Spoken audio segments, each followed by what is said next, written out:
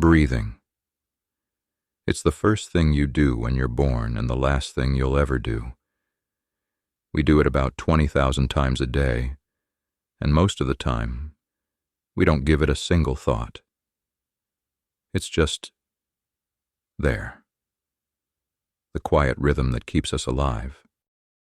But what if I told you that this simple, automatic act could turn on you? What if breathing, just a little bit wrong, could set off a biological chain reaction so bizarre and so terrifying, it feels like your body is staging a mutiny? A mutiny that leaves your hands cramped, twisted into a claw, and totally paralyzed. This isn't something out of a horror movie. It's a real, shocking physiological event that can happen to almost anyone. And today, we're going to pull back the curtain and see exactly how something as simple as breathing can go so horribly wrong. Picture this. You're crushing an intense workout. Or maybe you're in a guided breathwork session like the kind Wim Hof made famous. You're pushing it, breathing fast and deep, flooding your body with what feels like pure energy. In, out, in, out. The rhythm is powerful, almost hypnotic. But then, you feel it. A weird, faint tingle at the very tips of your fingers. You try to ignore it. Probably nothing. But it doesn't go away. It gets stronger. The tingling starts crawling from your fingertips down into your palms, like a wave of electric pins and needles. And within seconds, that tingling feeling turns into something else. An unstoppable force. Your fingers start to curl inwards, slowly at first, but then with a powerful, unnerving pull. Your thumb clamps down hard across your palm as if pulled by an invisible string. Your wrist bends, contorting your entire hand into a rigid, claw-like shape. You try to fight it. You try to straighten your fingers to get control back, but you can't. Your muscles are locked in a spasm so tight, they feel like they've turned to stone. Your hand is paralyzed, a foreign object stuck to the end of your arm. Panic starts to creep in. What is happening to me? Am I having a stroke? Is this permanent? This terrifying experience has a name, Carpopedal spasm. But what's truly shocking?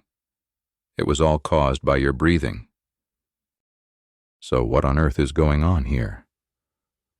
How can taking a few deep breaths, something so basic, lead to a temporary but terrifying paralysis in your hands and feet? This is not your average leg cramp after a long run. This is a very specific, patterned, and deeply unsettling response from your nervous system. The medical term for the claw hand is Carpopedal spasm, but the overall condition is known as tetany. And when it happens, your mind floods with questions. Is this dangerous? Is it a sign of something seriously wrong with me? And the biggest question of all, how can breathing, the very thing we use to calm down, trigger such a complete and frightening loss of control? It makes no sense. Breathing is supposed to bring life and oxygen, not numbness and paralysis. The feeling of your own hands seizing up against your will is profoundly disturbing, making you feel like a passenger in a body that's suddenly gone haywire. This isn't just for breathwork gurus either. The exact same thing can happen during a panic attack or any moment of extreme stress that makes you hyperventilate. It's the body's emergency alarm system going completely haywire, and it creates a vicious cycle. The scary physical symptoms, the tingling, the chest pain, the claw hand, freak you out even more, which makes you breathe faster, which makes the symptoms even worse. The mystery here is a deep one, sitting right at the crossroads of our mind and our body. It's a chemical story, a neurological drama that plays out in our bloodstream. To solve it, we have to follow the air we breathe deep inside the body and uncover the precise, step-by-step chemical reaction that turns a simple breath into a paralytic grip, So what is actually happening in there? That entire freakout, from the first tingle to the full-blown cramp, doesn't start in your muscles. It starts with a sudden and massive shift in your body's delicate chemical balance. And the trigger is one single thing: hyperventilation. Now, most of us think that when you hyperventilate, you're starving for oxygen. But actually, the opposite is usually true. Hyperventilation isn't about the oxygen you're breathing in. It's about the carbon dioxide you're breathing out. When you start overbreathing, taking really fast, deep breaths, you're blowing out carbon dioxide way faster than your body can make it. This is the first critical domino to fall. See? Carbon dioxide isn't just a waste product. It's a key player in managing your body's internal environment. One of its most important jobs is to help maintain the right acidity, or pH level, in your blood. Think of your blood pH like the water temperature in a perfectly heated pool. Your body works 24/7 to keep it in a super narrow, super specific range, right around 7.4. If that number changes even a tiny bit, big problems can start. When you hyperventilate and blow off all that CO2, you're removing acid from your blood. This causes the pH of your blood to rise, making it more alkaline. The medical term for this is respiratory alkalosis, and that's the second domino. Your nervous system, especially, is incredibly sensitive to pH changes. Imagine your nerves are like delicate tropical fish in an aquarium. If you suddenly mess with the water's pH, the fish are going to get stressed out and start acting weird. That's exactly what's happening inside you. Your body senses this shift to a more alkaline state and reads it as a major crisis. The cells start to panic, which brings us to the most important part of our story: the calcium connection. This is where the mystery of the paralyzed hand really starts to make sense. We think of calcium as being for strong bones, but its minute-to-minute job is far more important. Specifically, it's the amount of free ionized calcium floating in your blood that is absolutely critical for keeping your nervous system working properly. In your blood, calcium comes in two flavors. A lot of it is bound to proteins, mostly one called albumin. This bound calcium is inactive. Think of it like money locked away in a safe. The rest is ionized calcium, which is free-floating and available for your cells to use. This is your active, ready-to-spend calcium, the cash in your wallet. It acts like a bouncer at the door of your nerve cells, controlling their electrical charge and keeping them from firing off randomly. Basically, ionized calcium keeps your nerves stable and calm. Here's the kicker. The balance between bound and free calcium is heavily dictated by your blood's pH.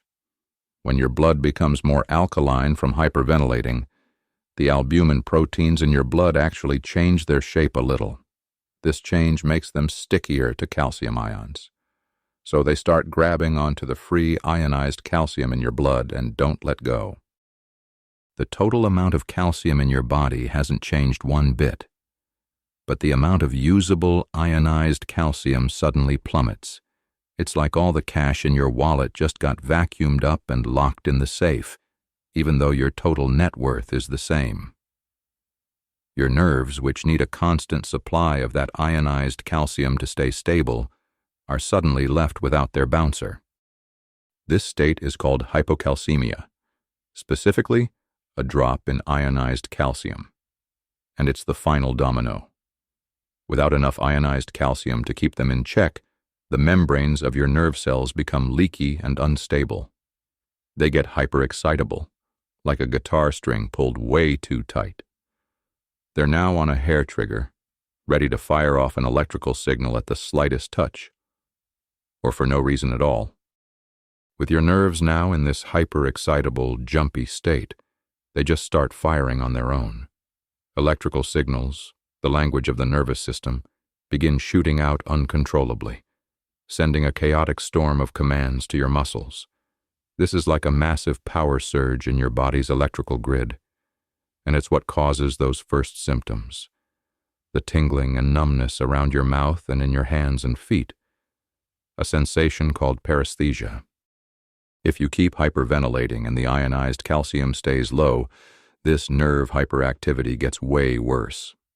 The chaotic signals bombard the small muscles in your hands and feet, screaming at them to contract. But this isn't a normal, useful muscle contraction.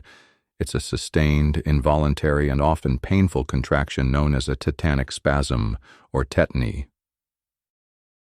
This is what creates the classic claw hand. The powerful involuntary spasms pull the hand muscles into a very specific pattern. The muscles that pull your thumb across your palm and bend your main knuckles are stronger, so they overpower the others.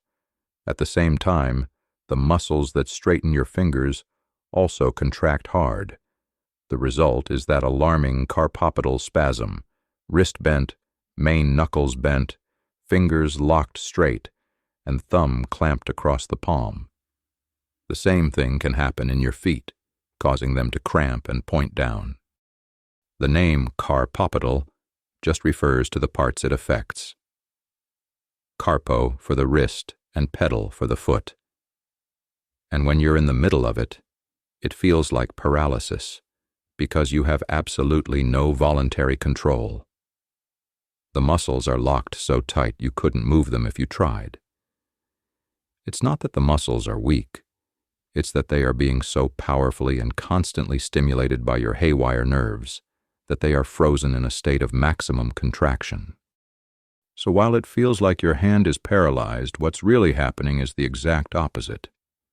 It's an overwhelming, out-of-control activation of your muscles, all because changing your breathing pattern kicked off a chemical chain reaction that took away your nervous system's chill pill, calcium. Feeling your hand seize up like that is terrifying. It's so bizarre and uncontrollable that it's easy to think the worst. You're having a stroke, a seizure, or some kind of permanent nerve damage. But here is the single most important thing to know. When this happens because of hyperventilation from anxiety or breathwork, it is a known, predictable, and temporary physiological reaction. It is not by itself dangerous, and it is not a sign that you are having a seizure. Tetany and seizures are two different things. A seizure is caused by a storm of electrical activity in the brain. The tetany we're talking about is caused by the hyperexcitability of your peripheral nerves, the ones in your arms and legs, because of a chemical imbalance in your blood. This reaction is incredibly common. Millions of people who deal with anxiety and panic disorders have felt these exact symptoms. During a panic attack, a person's breathing can go off the rails, setting off the same cascade of CO2 loss, pH change, and calcium shift. For many, the physical symptoms, especially the chest pain and the scary hand cramps, become the focus of their fear, convincing them they're dying, which just makes the panic and hyperventilation worse. Likewise, people who practice things like the Wim Hof method or holotropic breathwork often experience tetany. In those controlled settings, it's not seen as a medical emergency, but as a sign that the breathing is having a powerful physiological effect. The key word is controlled. The experience is intense, but it's expected, and it goes away once normal breathing resumes. Understanding the why is the first step to conquering the fear. Knowing this isn't a sign your brain is breaking, but a temporary chemical glitch, is incredibly empowering. It changes the experience from a terrifying medical crisis to a fascinating, if intense, lesson in your own biology. The spasm is just a direct message from your body telling you that your blood chemistry is out of whack because of how you're breathing. And just as breathing caused the problem, it's also the solution. So there you are, hand cramped up, and panic is setting in. How do you make it stop? The solution is beautifully simple and brings us right back to the beginning. You have to get the carbon dioxide back in your blood. You have to reverse the hyperventilation. The key is to consciously slow your breathing down. This is much harder than it sounds when you're anxious and your body is screaming for more air, but it's the only way to break the cycle. Focus on your exhale. Make it longer than your inhale. A great technique is 7-11 breathing. Breathe in gently for a count of 7, and then breathe out slowly and completely for a count of 11. By deliberately slowing down, you stop blowing off so much CO2 and allow the levels in your blood to slowly build back up. As your CO2 levels rise, the pH of your blood will start to normalize, moving from alkaline back toward that happy 7.4. As the pH drops, the albumin proteins in your blood loosen their death grip on the calcium ions. This frees the calcium, topping up the supply of usable, ionized calcium for your nerves. The bouncer is back on duty. With the return of ionized calcium, your hyperexcitable nerves finally start to calm down. The electrical storm fades. As your nerves stop screaming at your muscles, the spasm will begin to release. The tightness will fade, the pain will go away, and you will get control of your hand back. The tingling might stick around for a little while, but the frightening paralysis will be gone. Now, what about that old movie trick of breathing into a paper bag? The idea makes sense. You rebreathe your exhaled CO2 to raise your blood levels faster, but most doctors now advise against it. Why? Safety. If your symptoms are actually being caused by an undiagnosed medical problem, like an asthma attack or a heart issue, reducing your oxygen intake could be genuinely dangerous. The much safer and just as effective approach is to simply focus on slow, conscious breathing. Even just cupping your hands over your nose and mouth can have a similar but safer effect. So, there you have it. That horrifying feeling of paralysis in your hands isn't a sign that your body is failing you. It's actually a sign that it's working exactly as it's supposed to, following a predictable, if dramatic, set of chemical rules. It all starts with breathing too fast. That leads to a drop in blood CO2, which makes your blood more alkaline. That pH shift makes proteins in your blood grab onto all the usable calcium, leaving your nerves without their stabilizer. The nerves then freak out and start firing uncontrollably, forcing your muscles into a powerful, locked spasm called tetany. It's a perfect, if unsettling, example of the incredible link between your breath, your blood, and your brain. And it shows that while it feels like you're paralyzed, it's really just a temporary chemical event that you can reverse simply by calming your breath and letting your body find its balance again. This is one of the wildest things our bodies can do, and a powerful reminder of the delicate balance that keeps us going every day. Have you ever experienced this during breathwork or a moment of high anxiety? What did it feel like for you? Share your story in the comments below.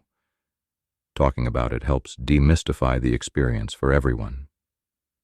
And if you enjoyed figuring out the science behind how your body works, make sure to subscribe and hit that notification bell so you don't miss our next deep dive into the amazing machine you live in.